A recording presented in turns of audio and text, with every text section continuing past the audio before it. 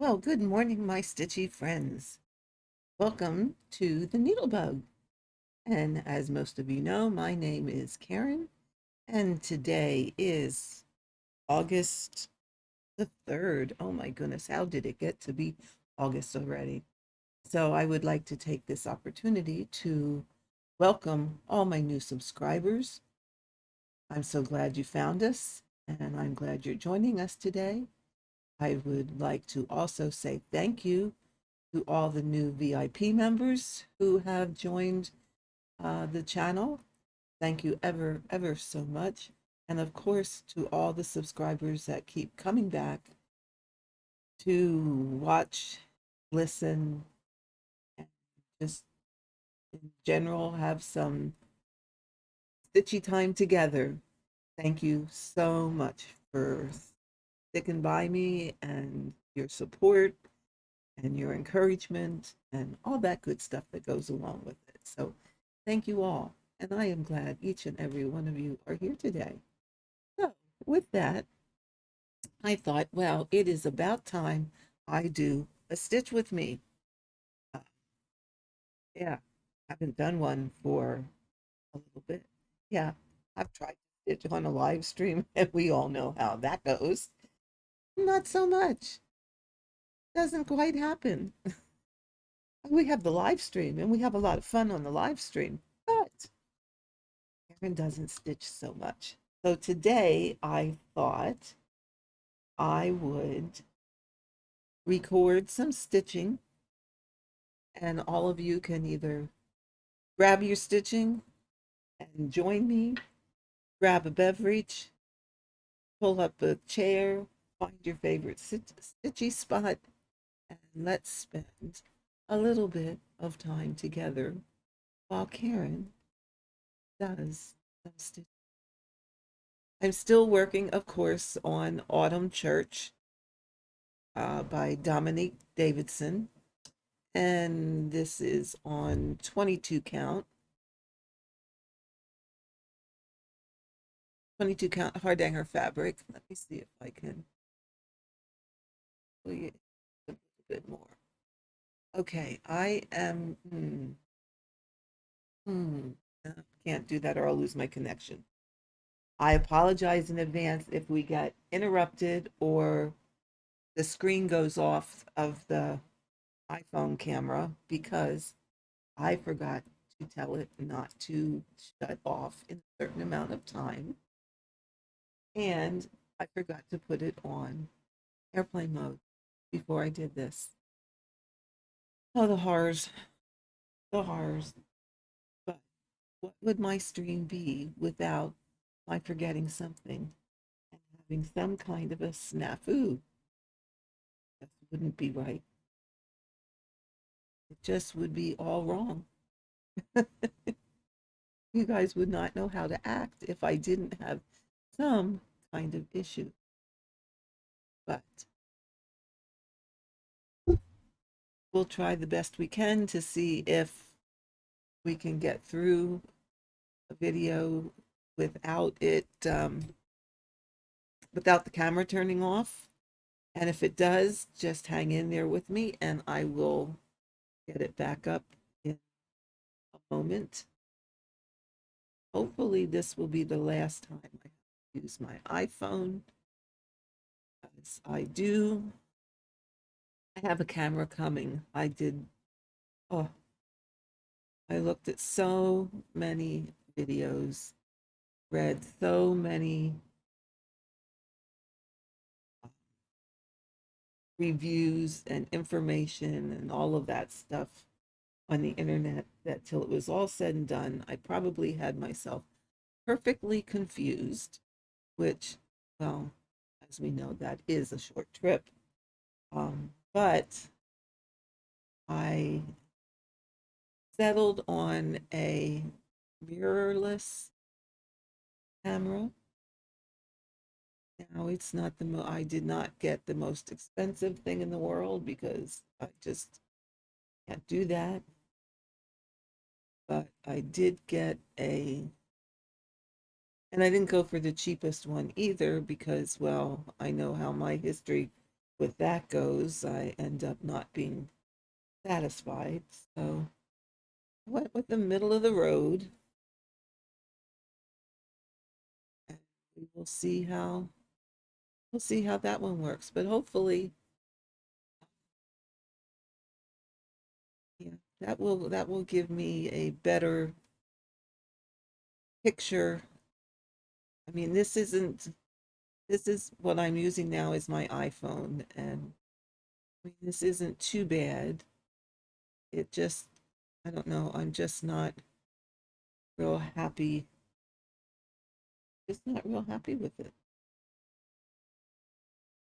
I'm not, well, it's not too bad at the moment, but when I had it on before, it was just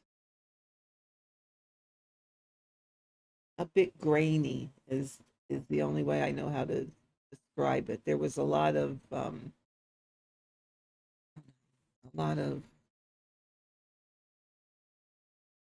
movement or something going on with the picture itself. Now it doesn't seem to be doing that now, but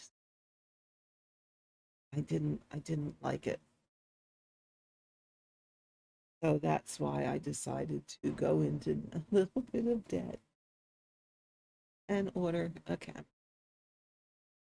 And because we're not going to stop making videos. No, mm-mm, no, that's not going to. And we're not going to stop doing the lives because that's not going to happen either. Because we want everything to stay just the way it is. So I'm going to count my stitches today and see how many I can actually get finished while we stitch together today. So why don't all of you who are stitching with me do the same and post it in the comments how many you got done, and we will compare.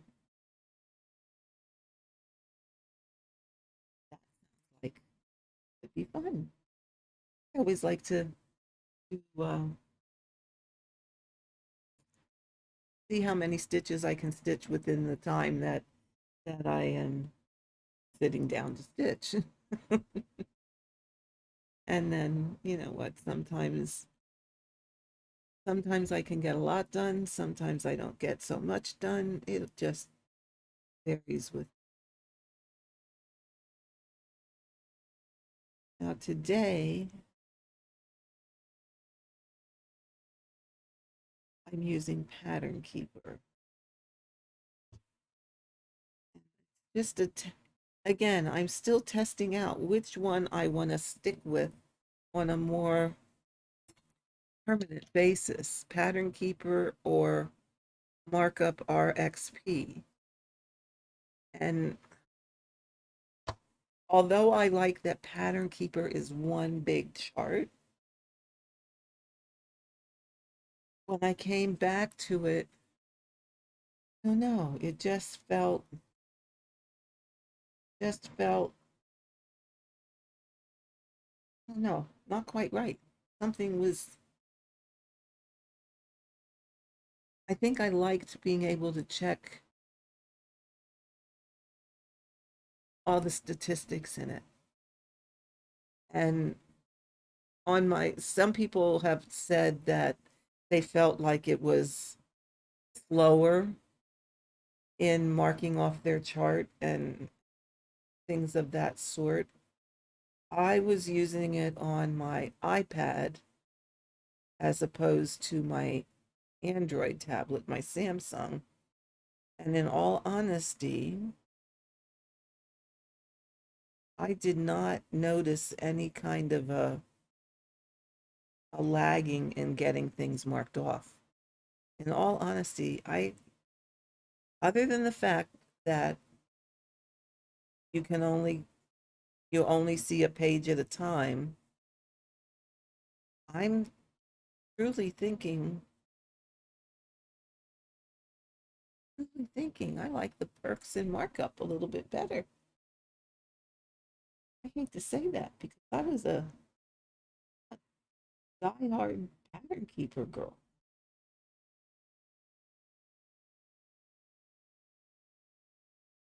Now here, pattern keeper's giving me, there we go. Oh, didn't like that.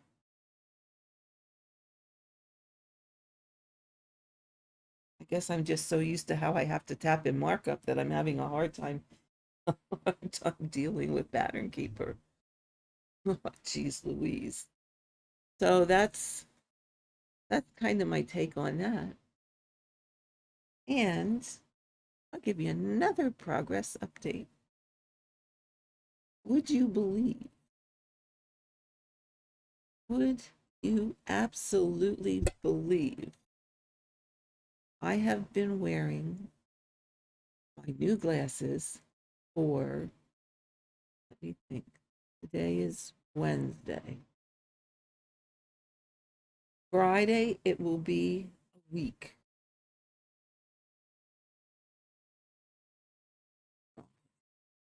Um, Friday, it'll be a week.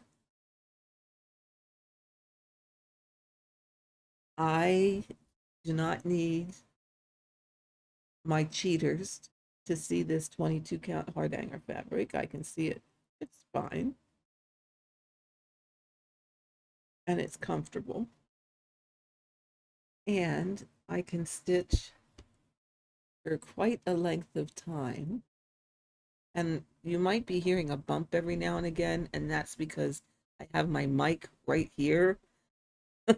And I tend to just give it a little bit of a bump when I am moving my hands. So if you hear that, that's what it is. Um, I have not had any, zero, nada, none blurriness when I'm stitching, even if I stitch for an extended length of, it doesn't get blurry. My eyes don't start to water. This was like an almost instant change once I started wearing these new glasses. I am totally amazed. But what's more disheartening than anything is the fact that my previous eye doctor, optometrist, not ophthalmologist, had my eyes so messed up. Now, I did try a little bit on a finer count fabric. And for that, yes, I do have to put the cheaters on to be able to see it, or use some kind of, pardon me, some kind of magnification to be able to see it. However, once again, it doesn't get blurry. My eyes don't start to water, and all those issues that I was having before. So that's just a little bit of an update on how these new glasses have just turned things around, and makes me ever so happy. So finally, maybe I can get back to getting a little bit more stitching done. We hope. We absolutely hope. So that's that update. Now, the other update I have for you is my saga of last week. And those of you that watched, that were on the live with me or watched the live as a replay, know how stupid I was. Very, very stupid. I had a camp. For those of you that did not know, pardon me, I had a scammer that contacted me about my Mac Mini that I was selling. And they catch you so off guard, and you don't stop and think right away. And I got this and in hindsight it's like, Karen, why didn't you just step back and think a little bit? But no, I was too excited that, oh my God, I can finally sell this Mac Mini. Well,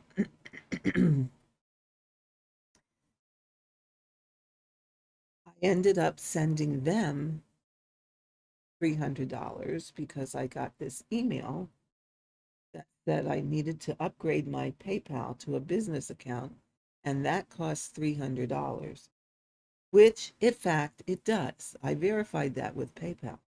However, what I failed to realize, and I even looked that up before I sent anyone, but what I failed to overlook was the fact that it's not the buyer that pays that, it's the person selling. And I got this message of they'll pay it and then I have to send that payment back to them. And I fell for that. And when it went to the email address was a person with a different name, because this has happened to me before, not a scammer, but the situation where someone, um, you need to send someone money. However, they themselves don't have a PayPal account, so they use, maybe their husband does, or maybe their boyfriend does, and you send it to that. And everything has been fine, and it was, all worked out and wonderful. So when I saw a different name, my first thought went to that scenario. Well, maybe that's this woman's husband. So, okay, we'll do this. Well, as you all know, that was no sooner done.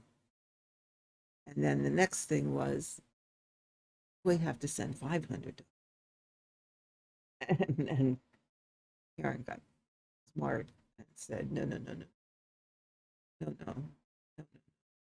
We're not doing this. I had a few choice words for the person and whatever. However, the 300 was already sent. Now, I notified PayPal and tried to cancel that payment. However, it was one of those instant payment things.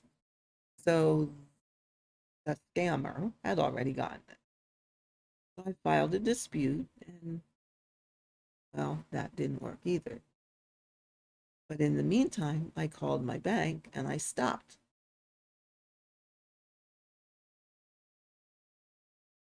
However, the bank didn't pay it, but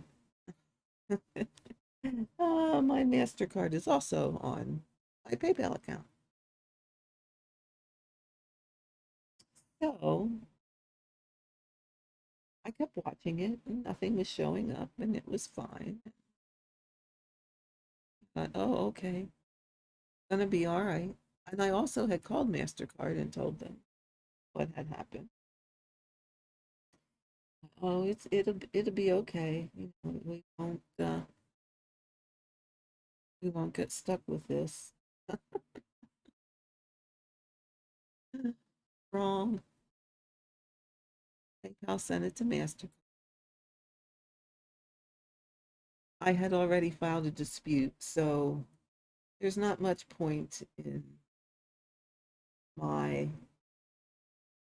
trying to dispute it, have MasterCard dispute it, because they'll probably get told, or I would think they'll be told the same thing that I was already told, that, well, you sent the money was an appropriate completed transaction, so you're just plain out of luck. So Karen's just plain out of luck and learned an expensive. So be it. Now, husband said, "Well, now you know what? Just it was a mistake. You fixed it as best you could, and yada yada yada." He says, "And just think about it. You could go down to the casinos in Atlantic City. Well, there is no casino in Atlantic. I don't know, but anyway, that you could go to the casino and spend that money and come home with nothing and think not a lot about it. So just think of it as that's what happened, and we learned a lesson, and let's just move on." So that's what we did. So now the good news to all of that is the very next day, and oh, was I overcautious? The very next day, I get another message of, "Is it still for sale?" To which I said, to which I was like, took my phone with me and went out, left my porch here and went over to my husband and showed it to him and said, "Well, should I answer this or shouldn't I?" Like, oh my God, now what? They're after me again. Oh, they're after me again. I'm going to get scammed again. So he was standing there with me, and all they were asking was, "Is it still available?" And I said, "Yes." And he said, I know it was a he now, but this person said, "I have $400 cash right now. Can I come and get it?" I'm going, "Oh, can you come and get it?" Oh, okay. Glenn and I both looked at each other for a couple of minutes, and I said, "Okay, well, how about if I do this and ask, well, where are you?" And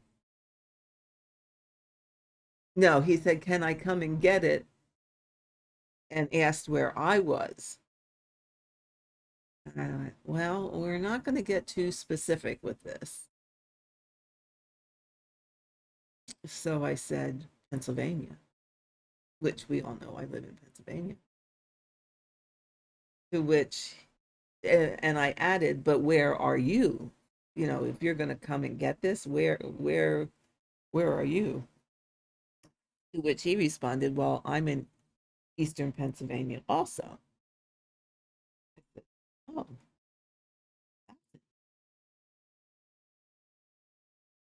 and we had conversations back and forth a little bit. And I said, "I'm just being overcautious because of what happened the day before. And how do I know that you are who you really say you are?" Kind of questions. And of course, he was very suspicious of me also, because what he asked me is, well, pretty much what he was saying is, "Well, you have this computer for sale. How do I know that you're not trying to scam me by selling me a computer that doesn't work?" So what he asked me, and this kind of helps helped me believe that, okay, this could possibly be a for real sale. He wanted to see the computer turned on and that it was working. I will be happy. So I unpacked it all, got it, turned it on, and what have you. So as it turned out, all was well. He was a very, very nice young man. Um, he needed the computer for his wife, who also does YouTube videos. And I said, "Oh wow, that's pretty cool." I said, "That's what I do." So we had a nice little conversation, and he was a very, very nice young man. So uh, I have the computer sold. All turned out well after all. I talked the money up to an expensive learning experience, and it is what it is. And sometimes you're just not you, me, just plain stupid. Don't got too excited. But believe you me, it won't happen again. So that's my story, my saga life update. So I hope you guys are stitching with me so far. Oh, wow. As I'm talking, let me get a sip of a beverage here.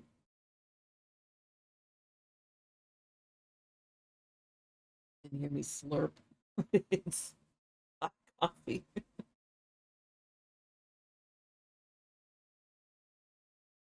Ah, yummy.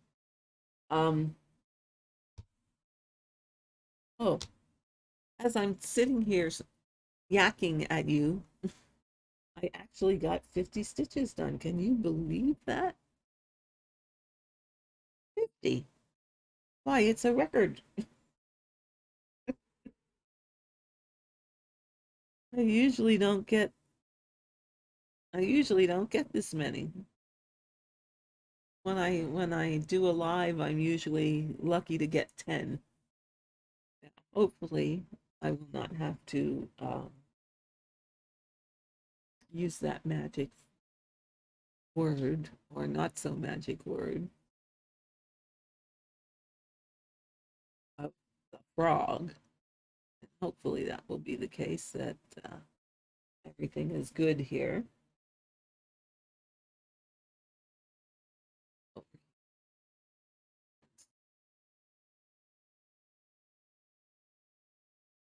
And as you see, I have again changed. But oh, I feel a cat coming up my back.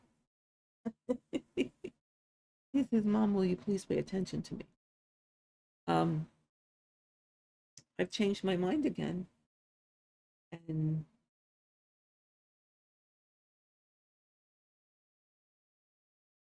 um, parking, Grammy, that hurt. Parking has gotten on my last nerve. So I am working in these park threads to get rid of them. And I will go back to some sense of cross country within a designated area. I don't know, guys. That is just my most comfortable way to stitch. I I don't know. There's just something about all those threads hanging that I don't know. It just they don't look not. It doesn't look nice with them hanging there. They get in my way as much as I have used different things to keep them out of my way. I've used the bobbies. Well, they're too big and clunky. I didn't like those. I've used the sewing machine spools. Well, they're okay, but what I don't like about wrapping onto those things is when your thread is all different lengths. You know, what you're wrapping on is all different lengths. It no, it's just a little nasty. You got little ends hanging out here and there, and I don't know. I just I didn't like that. I know. Go ahead, say it. Oh, Karen, you're just too fickle. You're just a, as my grandson would say, you're a fickle pickle. But that's just, it just, I don't know, got on my last nerve. So I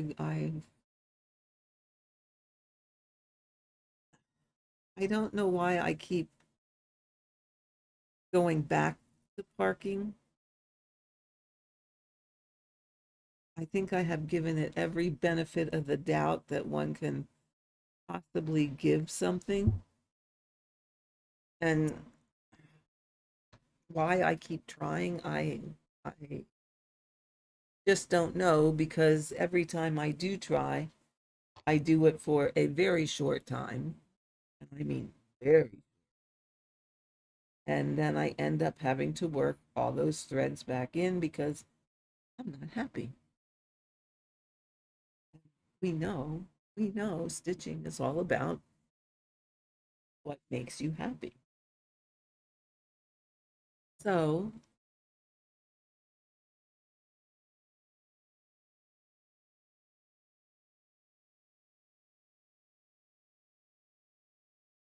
so I went back to, I'm going to do my cross country thing and hope for the best and see where it takes me.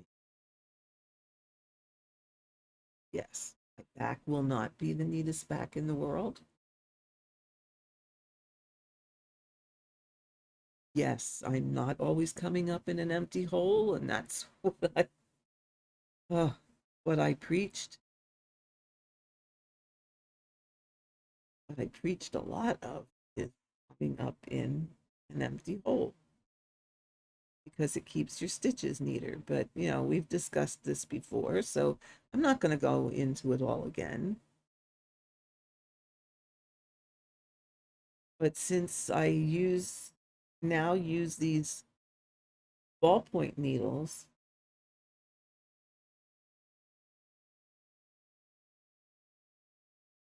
I really don't feel like I have that issue of my stitches not looking nice, even when I'm not coming up in an empty hole. I mean, you can pretty well see what my stitches look like, and they don't look bumpy and they don't look uneven. And you know, it is they are what they are. And I'm happy with the way they look. So, is that not all that matters? But now I think you guys, by this point, are looking at my piece here and going, gee, her grid lines look awful dark. Yeah, I don't know if I'm going to keep. I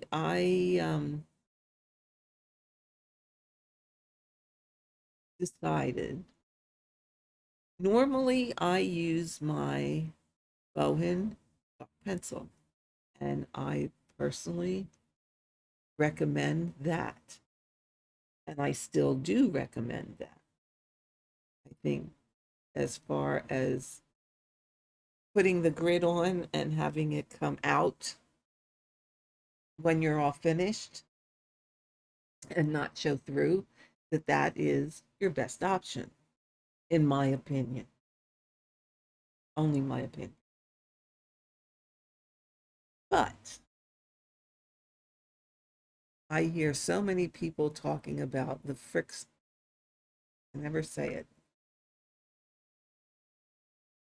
The friction. I can't say it. You know, those pens that come out with the heat. I hear so many people saying, "Oh, I use that all the time. It doesn't, it comes out, it never comes back, yada, yada, yada." And, and I have always been a bit leery. But, oh, you know, with me, there's always a but, isn't there? I thought, how can I be so judgmental of a product like those pens if I've never used them? I've never tried them, which I never did. So, with that in mind, I got a pack of three of the dark ink, and I marked the rest of my grid on this first page to test it out and be able to speak about them from my own firsthand experience. You know, it's one thing to promote and it's not that I promote it to gain anything by it, but it's, you know, I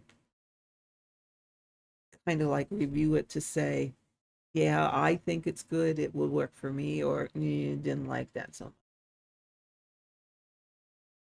But how can I judge whether a product is good or not if I have never used it? And I never used pens. So I got some. I gridded the rest of this page with it. And now what I'm going to do is when I finish this page, because as you can see, even though I'm using dark colors,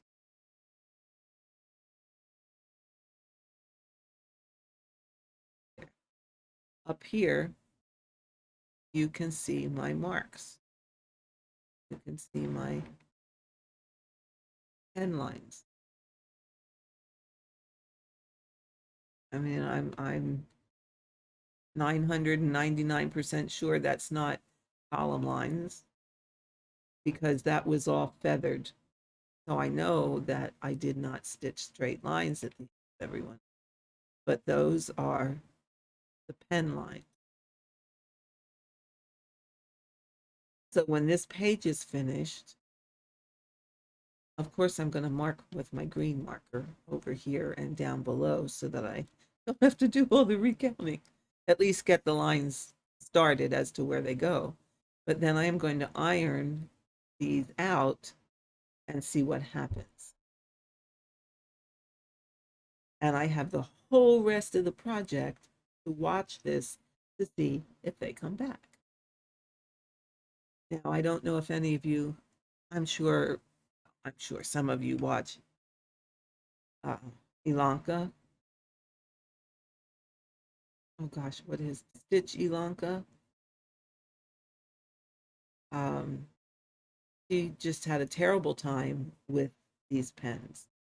She marked her piece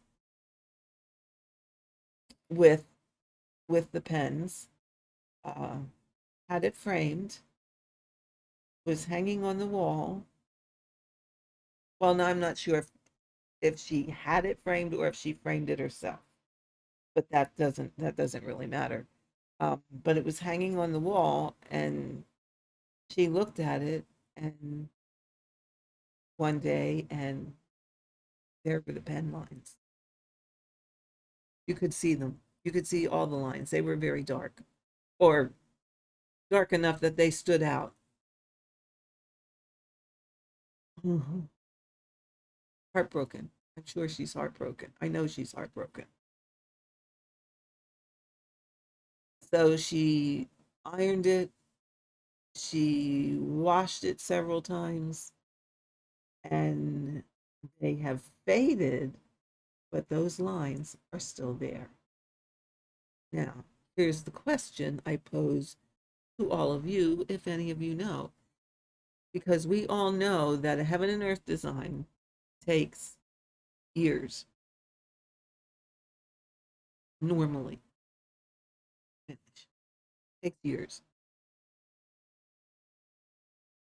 That's a given. I mean, when you start one of these projects, you know you're going to spend a long, long time on that project. Therefore, those marks are potentially on your project for years. And Ilanka's marks, because she had marked it and she put it away and she didn't stitch on it for, oh, I can't remember how many years, but it was quite a bit of time that she hadn't that she had it put away and never brought it out to finish it. And then she did, and she finished it, and of course framed it, and it's up on the wall. So I want to say 7 years is sticking in my head. That's what I'd like to. And the lines came back. So does it have to do with, and those of you who have experience using these pens might know this answer. Does it have to do with the fact that it was on there so long? But then again, when you think about that and you iron those lines away, does that really remove the ink? Or does that just produce a reaction with the ink so that it isn't visible? That's my first question. So if that is the case, then does the potential always exist for those lines to come back? Now, the other point in this whole scenario to remember is when these lines showed up, this piece was not in the cold. Because now I have heard that the lines come back if it's in too low of a temperature. Well, that was not the case in this scenario. It was not in the cold.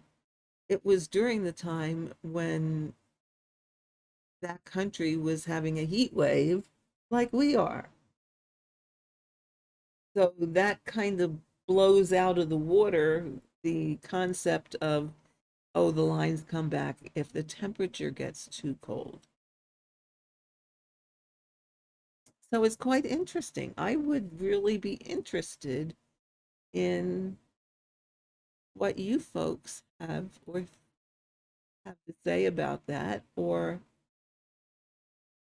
think about that.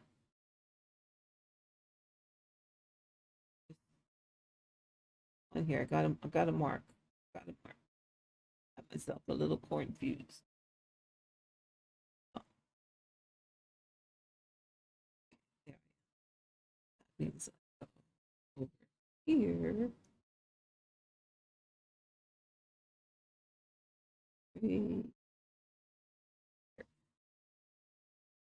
Um, yeah, it's quite the interesting scenario. So those of you that have used these pens for any amount of time, I would be interested in knowing, have you ever had the lines come back? Have they ever shown up again for you? Just curious, just absolutely curious. Um, because after I watched Ilanka's video, um, I was going to use this pen more on this piece. However, as I work to my right, my colors are going to get lighter because it's going to be the sky. So my question to myself is, do you want to take the chance of those lines going up again? Is that where you want to go with this? And I'm going, I don't think so. I don't think I want to do that. So my experimental area is right here in the area I am working. When this area is done, I will erase them and see if it comes. over the course of this project. And believe you me, this project is going to take a long time because it is almost, not quite, but almost as big as citrus.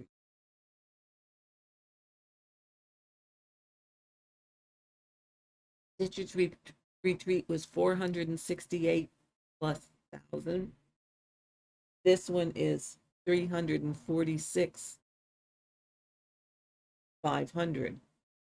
So, well, 346,500. So it's not quite as big, but it's almost as big. And we know that Stitcher's Retreat took me 5 years. So there you have that. It's going to take a while. So this ink will be here for quite a while. Do I want to take the chance of not erasing it and in 5 years erase it and see what happens? I don't know. I don't know if I want to do that or not. It kind of gives me the willies to go there. I'm pushing my comfort level by doing this. So we'll see. But after Ilanka's experience, I'm definitely going back to using my green chalk pencil. And Ilanka, if you're watching this, I am so, so sorry. I am so very sorry to hear that this happened to you.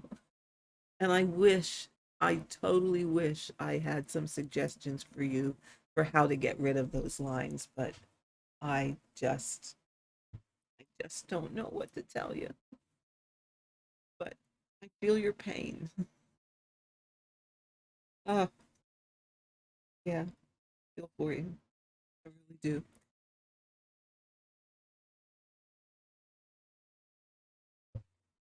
Yeah, I would have been in, I'd have been in tears. I, I'd have been in tears, absolutely.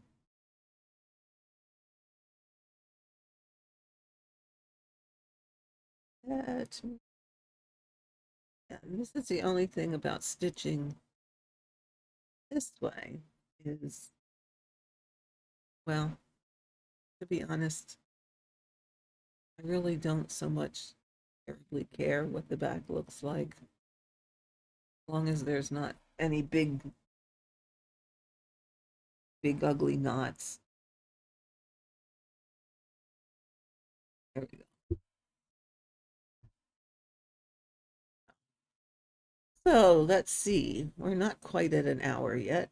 Let's go a couple minutes longer. And I have, oh, that's not too bad so far. Let me see. We're at just about 50 minutes and I have 75 stitches done. So how about any of you? Let me know. Let me know in the comments how many you get done.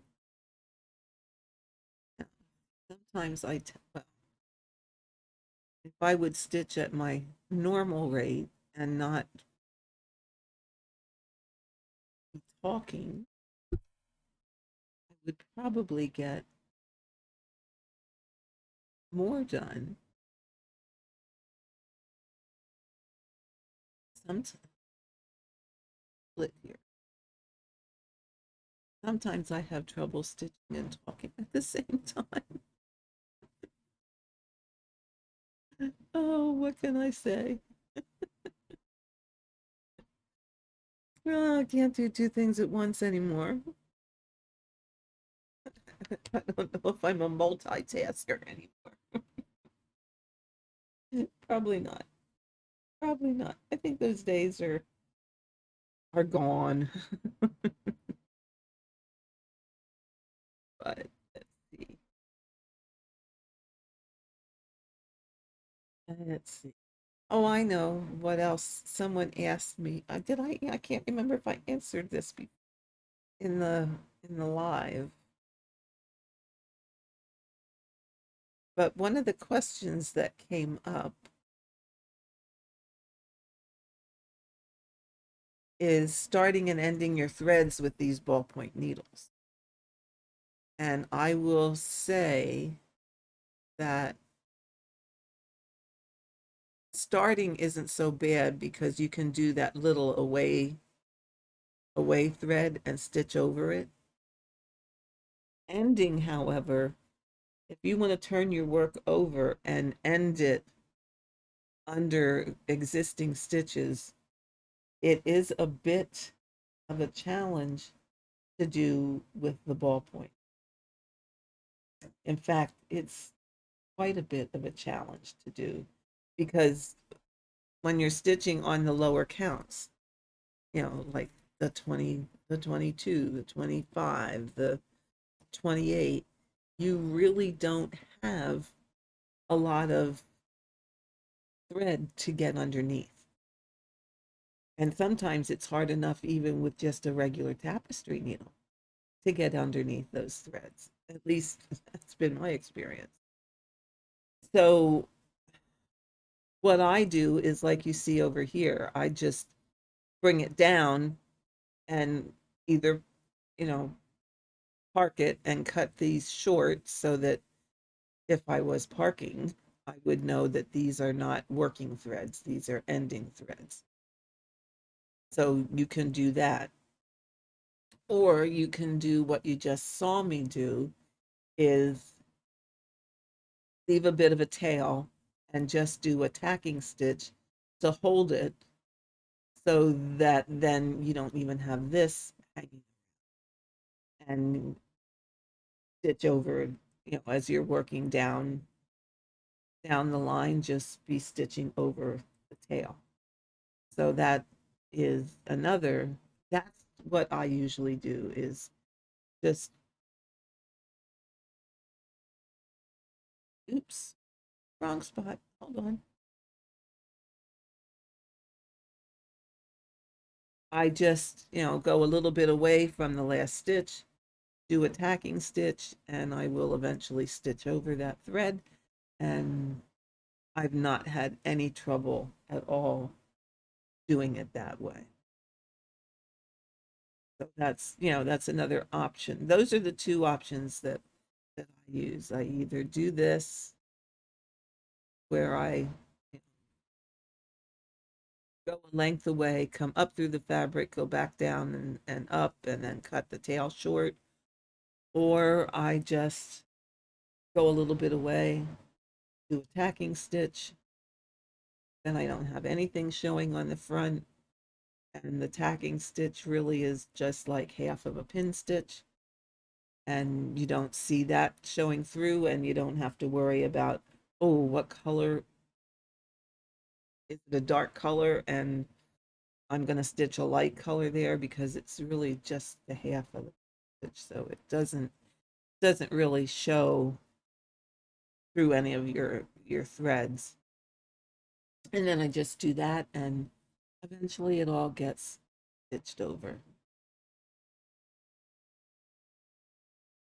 And some people, Gemma does this. She has figured out, but I don't think she uses a ballpoint needle. Gemma, do you use a ballpoint needle if you're listening? Um, she has figured out how to weave her thread under the stitches on the back without flipping her work.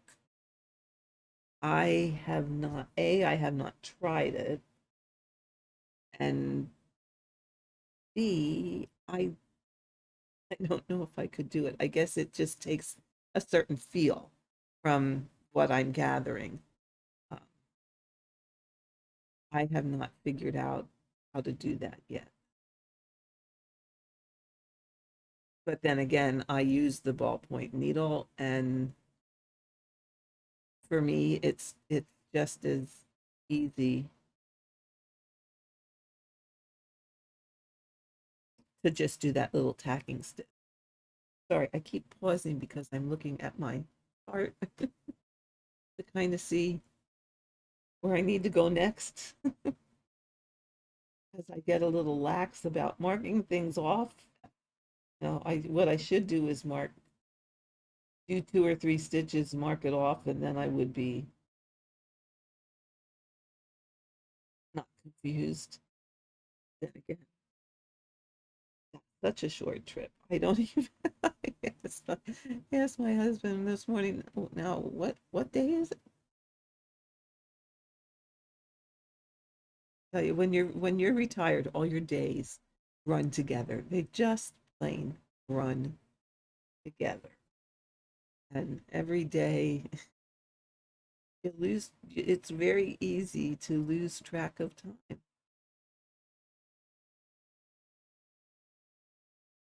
In fact, I said to him, if I don't have my appointments, like when I have a doctor's appointment or a dentist appointment or any appointment in my phone, that I have and I have to set the reminder, I would miss my appointments because I don't know what day it is. And the longer you're retired, the worse that gets. The only thing we do joke about is Thursdays being, oh, it's the day we get the trash for pickup Friday morning. So the big joke every Thursday is, it's trash day again. How did it get to be Thursday already? Oh my God. Um, well, folks, we're coming up on an hour. So let's see what my final stitch count is. That I hit almost, not quite. I hit 86 stitches in this hour. So for somebody that was yakking almost the whole entire time, I don't think that was too bad. And after this thread, I only have 2 more to work in. Yay! And then I can get back to business, or some semblance of business anyway. So I think we're going to call it a day. And yeah, have some other things to do today. But I do want to thank you for spending time with me. I always enjoy spending time with you, and I will catch you next time. Okay, folks.